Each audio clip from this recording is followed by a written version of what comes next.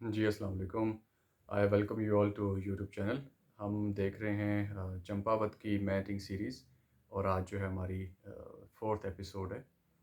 Last episode में आपने देखा था 3rd एपिसोड में कि जो जिम कॉर्बेट होते हैं मुख्तलिफ़ तरीके आज़माते हैं कि किस तरह जो है वो पाली गाँव में उस मेंटर को अपना निशाना बना सकें।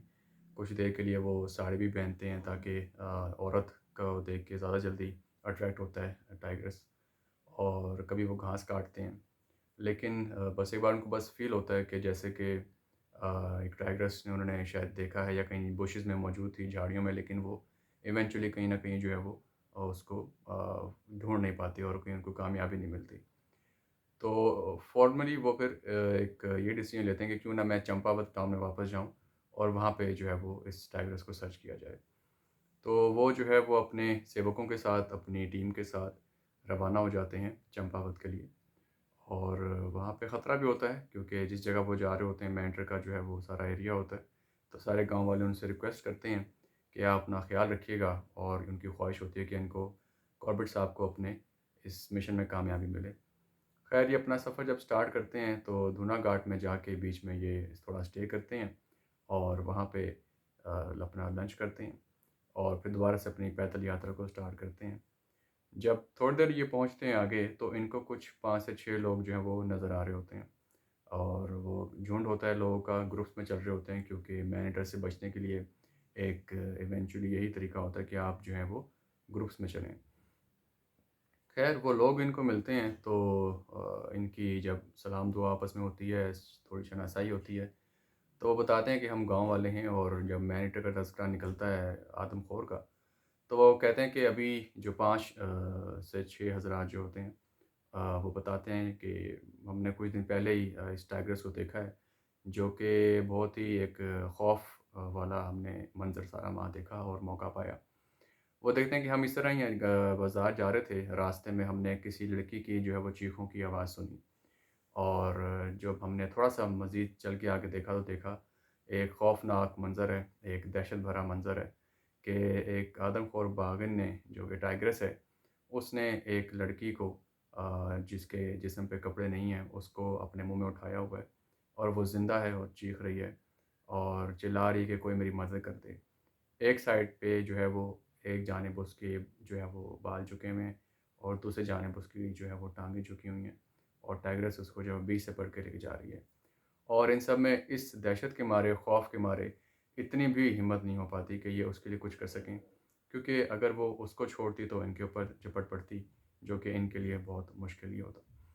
ख़ैर, ये वहीं से सहम जाते हैं, डर जाते हैं, कुछ कर नहीं पाते उसके लिए, और वो देखते हैं कि 50 गज़ की दूरी पे ही वो सब मंज़र अपनी नज़रों से देखते हैं और वो उसको ले जाते हैं। और करते-करते उस औरत की, लड़की की जो होती हैं आवाज़ें भी वो कम हो जाती हैं, जिसका मतलब यही होता है कि वो इवेंचुअली अपना दम तोड़ बैठी है। ये जब अपने जो झुंड होता है ये मंज़र देखने के बाद अपने गाँव वापस भाग रहा होता है, तो इनको जो है वो कुछ गाँव वाले आते दिखाई देते हैं, जिनके हाथों में ढोल, बाजे और शोर मचाने की चीज़ें होती हैं, और अपने वेपन्स होते हैं, मुख्तलिफ़ किस्म के जो गाँव में अवेलेबल होते हैं। वो असल में उसी औरत के गाँव वाले सारे होते हैं कि जब औरतें वापस जाती हैं, असल में ये सब पहले की तरह ही सेम कार्रवाई होती है कि झाड़ियाँ काटने गई होती हैं, लकड़ियाँ इकट्ठा करने के लिए गई होती हैं, और शेरनी हमला कर देती है।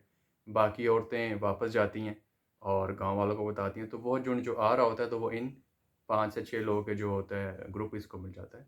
वो सारे ये लोग बताते हैं कि हमने बिल्कुल ऐसा ही है, अभी उस शेरनी को ले जाते हुए देखा है, और आप उस साइड पे जाके देखें। तो ये लोग भी साथ उनके चल पड़ते हैं क्योंकि पहले के दौर में एक रवादारी, भाईचारा तो होता था, तो ये सब के सब इकट्ठे ही वहाँ पे आके जाते हैं, और जब आगे जाते हैं तो इनको देखने को मिलता है जो लकड़ियों का झुंड उस लड़की ने जमा किया होता है लाने के लिए, वो मौजूद होता है।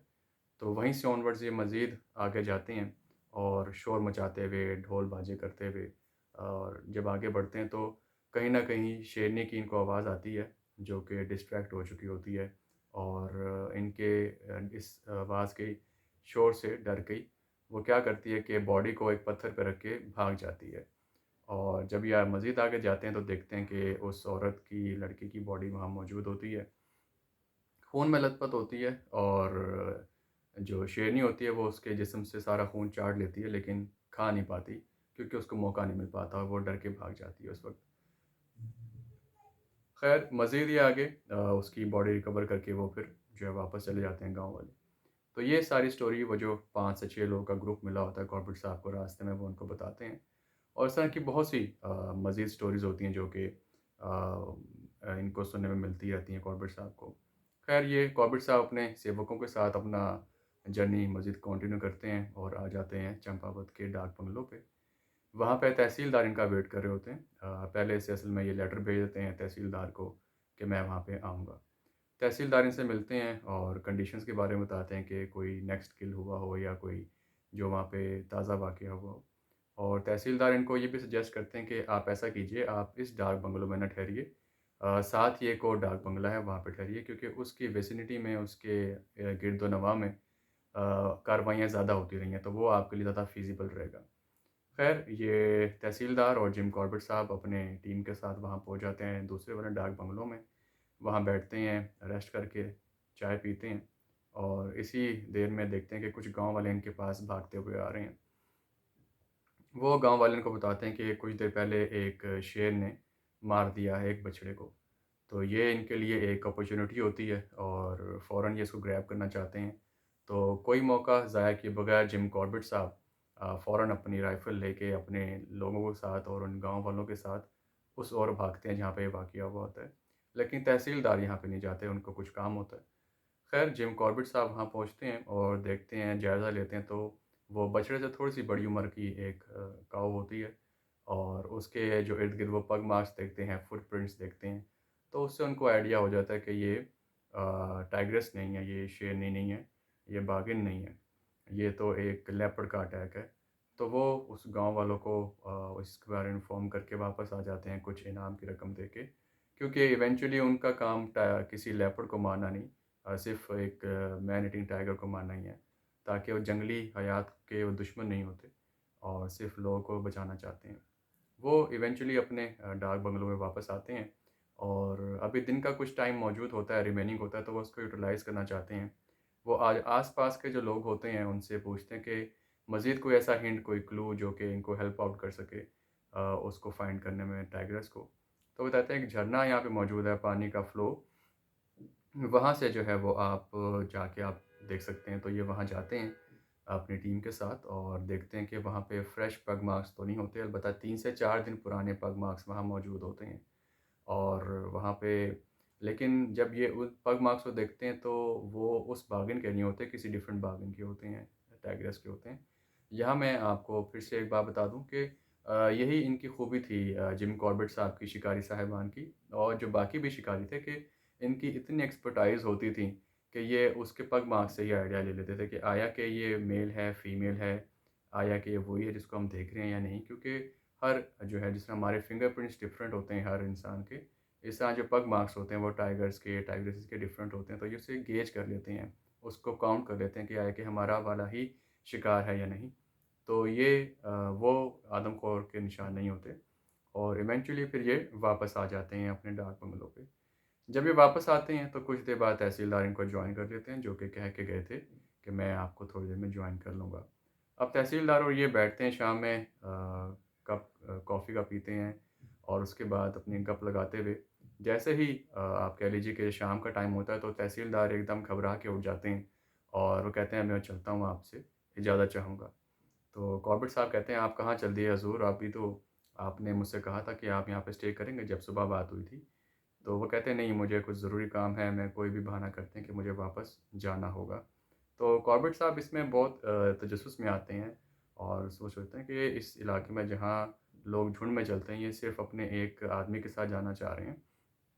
जहाँ लोग जो है वो दिन में निकलते नहीं हैं, ये रात में जाना चाह रहे हैं शाम के टाइम, सिर्फ़ एक लालटेन के सहारे। तो ऐसी भी क्या बात होगी कि ये इतना जो है वो फ़ौरन अपसेट हो गए हैं।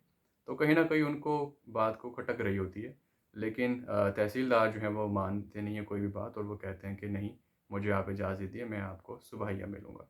ख़ैर वो चले जाते हैं अपने एक आदमी के साथ और कॉर्बेट साहब बाहर आके डाक बंगलों में उनको दूर तक देखते रहते हैं, जहाँ तक उनकी निगाह जाती है, कि 3 से 4 फुट के फ़ासले तक सिर्फ़ एक रोशनी होती है लैंप की, लालटेन की, जिसमें वो तहसीलदार और उनका वो गार्ड जा रहा होता है और उनको वो दूर तक जाते हुए देखते हैं और कहीं न कहीं उन एक सलामी पेश करते हैं उनके इस जज़्बे को, इस बहादुरी को कि वो इस मौके पे अकेले जा रहे थे, लेकिन उनको डर बहुत होता है। ख़ैर यहाँ पे मैं आपको बताना चाहूँ कि कहीं न कहीं तहसीलदार को आइडिया था कि वो जो डाक बंगलो था वो ग़ालिबन हॉन्टेड था और वहाँ पे पैरानॉर्मल एक्टिविटीज़ की शिकायत मौजूद थी। तो वो बाग़िन के तो फ़ेस करने को तैयार होते हैं, लेकिन वो कभी भी इस भूत को वहाँ पे फ़ेस करने को तैयार नहीं होते, जिसका कि आइडिया जिम कॉर्बेट को इनकी बातों से हो गया था।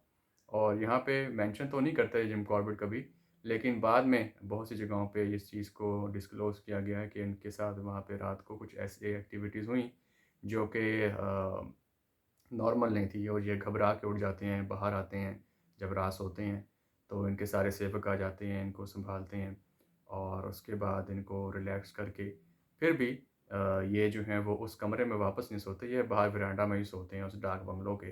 तो इनको आइडिया हो जाता है कि जो तहसीलदार के जाने की रीज़न थी, वो क्या थी। तो नाज़रीन, आपको उम्मीद करता हूँ कि ये आज की एपिसोड पसंद आई होगी और आप मज़ीद मेरे साथ बने रहेंगे।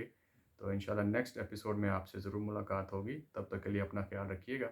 अल्लाह हाफ़िज़।